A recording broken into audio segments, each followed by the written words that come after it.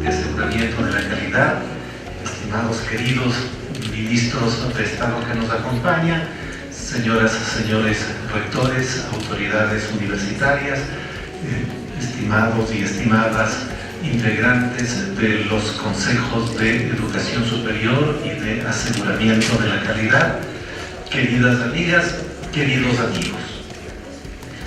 La idea de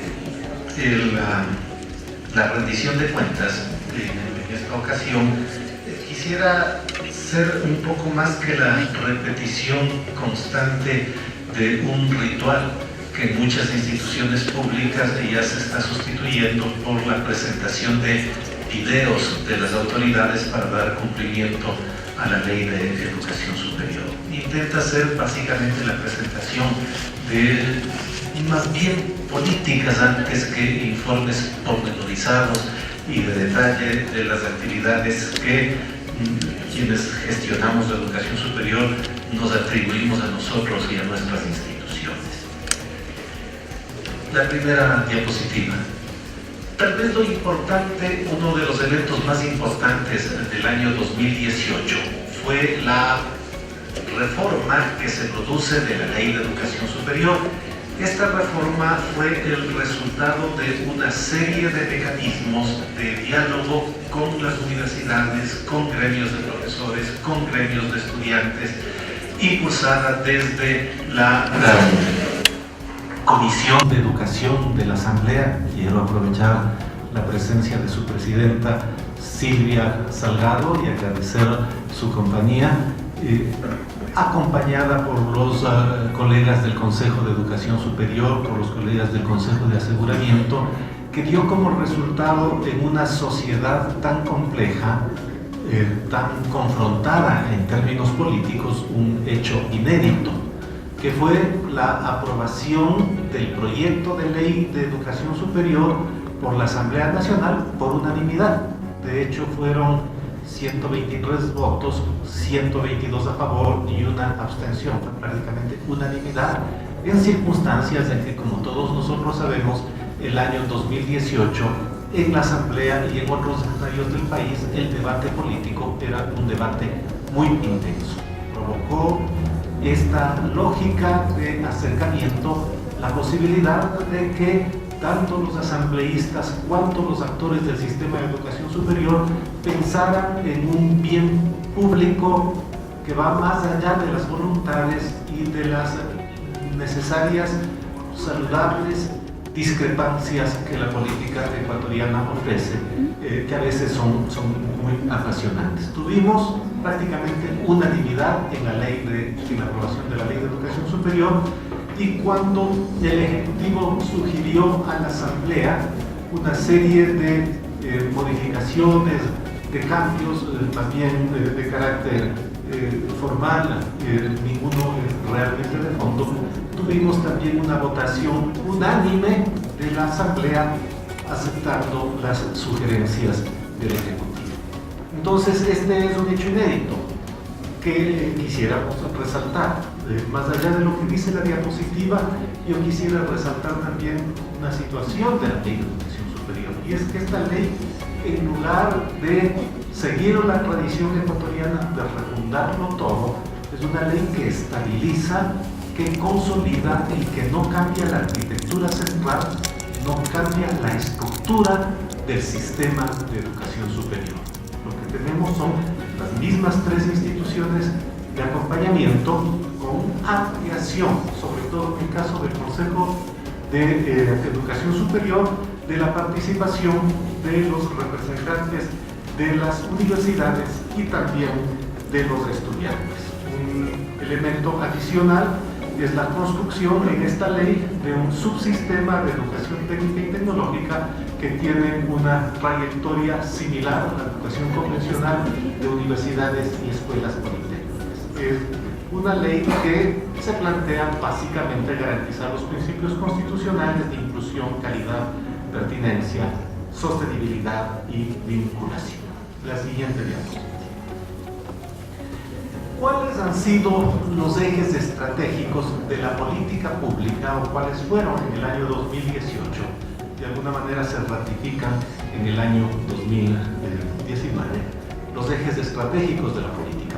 En primer lugar, y esto todas las personas que giran alrededor de estas instituciones lo conocen perfectamente, la idea de reducción de la brecha de acceso a la educación superior y la diversificación de la oferta académica. El acceso es un problema nacional.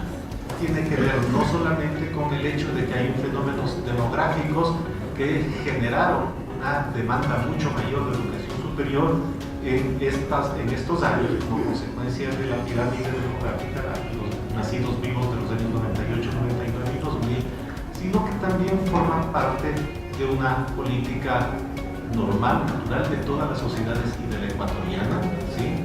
De reducción de, por ejemplo, lógicas como la pobreza. Cuando hablamos de pobreza podemos referirnos a la pobreza por ingresos o a la pobreza por acceso.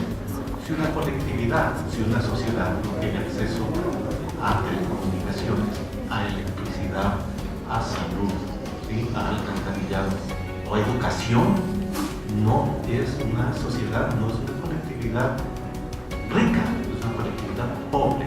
Cuando hablamos de acceso a la educación, hablamos también de acceso a la educación superior. Entonces, además de la reducción de la brecha, tenemos otro tipo de objetivos de carácter nacional que se reflejan en la idea de acceso.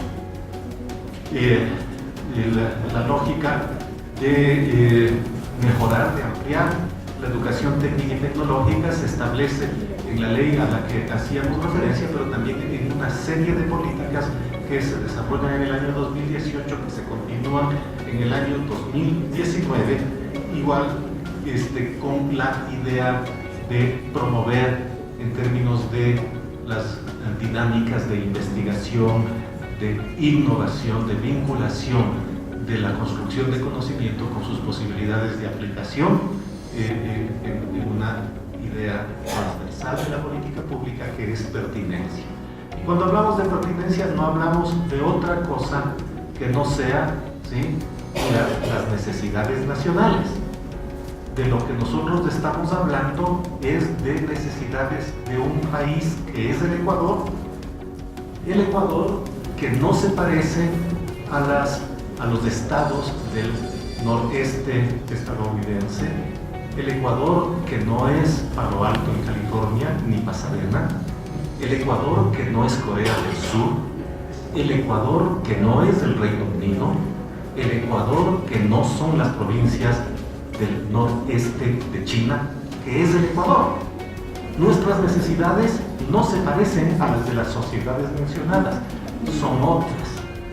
Y cuando hablamos de pertinencia, hablamos del requerimiento social e histórico que tenemos de vincular aquel conocimiento que producimos y aquella educación que generamos con lo que este país necesita. Y en esa lógica, sí, la política pública resalta la idea de pertinencia y resalta la necesidad de vincular lo que se hace en educación superior con lo que este país y su gente requiere. ¿Sí? Las siguientes diapositivas, creo que ya estoy en más de los 10 minutos o acercándome a los 10 minutos que nos dieron. 15 minutos, gracias Gabriel, 15 minutos, incluso para ti. La siguiente diapositiva tiene que ver con, tal vez, hitos, logros alcanzados, ¿no? Básicamente la idea es la ampliación de cupos en la educación superior pública. Enfatizamos mucho lo de la educación superior pública porque efectivamente en el último semestre del 2018 pasamos de los 64,000 cupos que ofreció la última toma en el gobierno pasado a casi 124,000 y un poquito más en el segundo semestre del 2018. Pero si quiero que seamos conscientes de que haciendo énfasis en educación superior pública, que es central, que es la columna vertebral, digamos nosotros, de la política pública del Estado, ¿sí? el sistema de educación superior en el Ecuador es un sistema que se construye alrededor de la oferta de la educación particular también. En los últimos años, del 2012 al 2017, la oferta de la educación particular pasó del 37% al 43%, ¿sí? Y la tendencia de América Latina, todavía no llegamos al promedio latinoamericano, pero la tendencia de América Latina es que la educación particular en algunas sociedades ya es bastante superior en términos de su oferta al de la educación pública. Entonces, no está mal que haya una vigorosa educación superior de carácter particular, pero tiene que hacernos pensar esta realidad que es necesario consolidar, acentuar, ampliar, ¿sí?, las capacidades de la educación superior pública, ¿sí? Porque este no es un país todavía de clase media, no lo es, no es un país de clase media, este no es un país de personas ricas, este es un país en su mayor parte de personas y de familias que todavía tienen problemas de recursos. Y la educación superior pública es una educación que constitucionalmente se despliega en forma gratuita.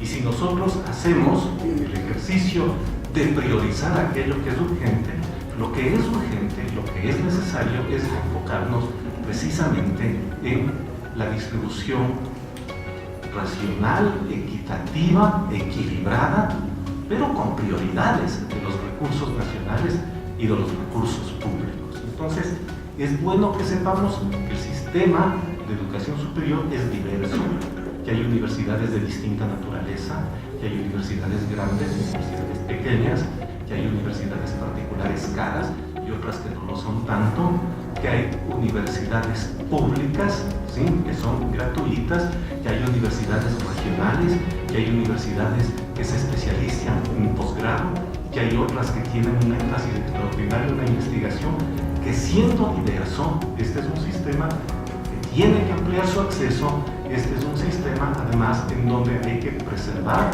fortalecer, dar lustre, dar fuerza a la educación superior pública como una prioridad. Sigamos, por favor. Hay otra diapositiva.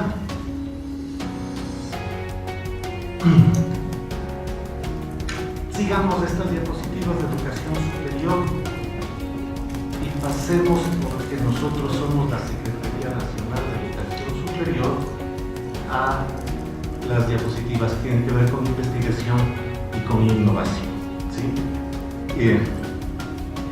Tenemos recursos que son limitados para investigación, pero lo que podemos hacer es compensar las limitadas capacidades de recursos con iniciativas. Entonces hay como dos o tres ejes, hay tres ejes como importantes en las iniciativas. El primero es este programa que le hemos llamado Inédita, que es, para ponerlo en sencillo, fondos públicos concursables para la investigación. ¿Cuál es la idea? ¿Sí? En este programa y en los otros proyectos que tienen que ver con investigación y con innovación, la literatura contemporánea, ¿sí?, sobre el tema, la idea es que en el momento en donde las finanzas están globalizadas, en donde la producción industrial está globalizada, en donde los mercados están globalizados, lo que nosotros sabemos también es que el conocimiento es un conocimiento que se produce socialmente. Las sociedades que producen conocimiento lo producen socialmente. El momento histórico en el cual el conocimiento era el resultado del talento extraordinario de personas que, por ejemplo, descubrían la teoría de la relatividad u otras parecidas, ya no existe. El conocimiento es social, se construye colectivamente y se apropia, se realiza, se materializa colectivamente también. Todos nuestros proyectos son proyectos que incentivan la asociatividad de los investigadores y de las instituciones. proyecto inédito, inédita, por ejemplo, si bien provee fondos para investigadores individuales, provee más incentivos cuando los proyectos son presentados entre varias universidades o entre varios centros de investigación. El otro proyecto central que nosotros tenemos es el proyecto de los hubs de innovación y de investigación. La siguiente diapositiva. Si podemos adivinar lo que está detrás de la pantalla esa, es la distribución geográfica de lo que nosotros llamamos hubs de investigación, que básicamente son proyectos que asocian universidades e institutos de investigación, investigadores, alrededor de varias actividades. Una, la generación de incubadoras de proyectos. Las incubadoras de proyectos son básicamente estructuras que permiten la recepción de proyectos y que buscan, ¿sí?, lógicas de financiamiento público o privado, que las vinculan, ¿sí?, con algún tipo de requerimiento de necesidad social y de actores. Aceleradoras de proyectos. Lo que tenemos en un hub es un acelerador de proyectos.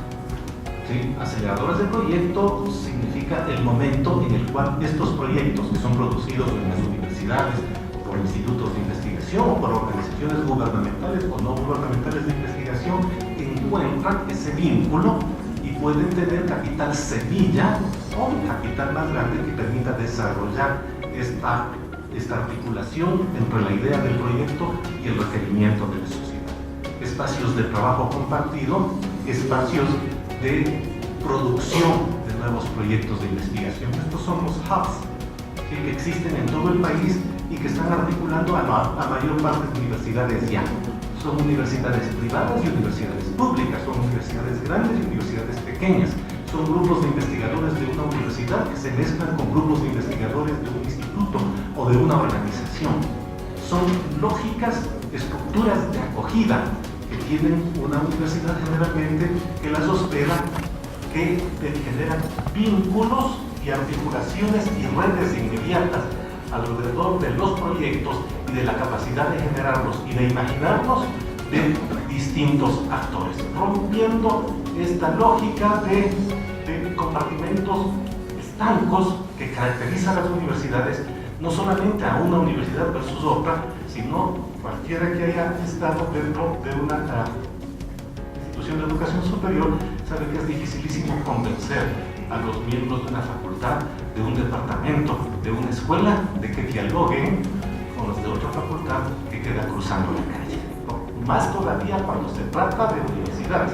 Este proyecto, el de Hubs, intenta ese tipo de vínculos en la necesidad de la política pública que ha significado el requerimiento de construir redes. ¿Sí? Y otro eje central de la política pública, y esta es la última diapositiva, es básicamente la diversificación de... Yo tengo una mejor diapositiva que la que está esa. La democratización del acceso al conocimiento y los saberes. Hay un debate central en toda América Latina, somos parte de ese debate en el sentido de que es necesario en sociedades como la nuestra promover el acceso abierto. No bajar la calidad, no bajar el arbitraje, pero sí promover el acceso abierto. Razones hay suficientes, solamente quiero mencionar una. Si la mayor parte de la investigación en el Ecuador en entidades públicas y en entidades particulares, ¿sí?, es financiada básicamente con recursos públicos, lo lógico es que haya acceso abierto. Esto que pasa en el Ecuador pasa en toda América Latina.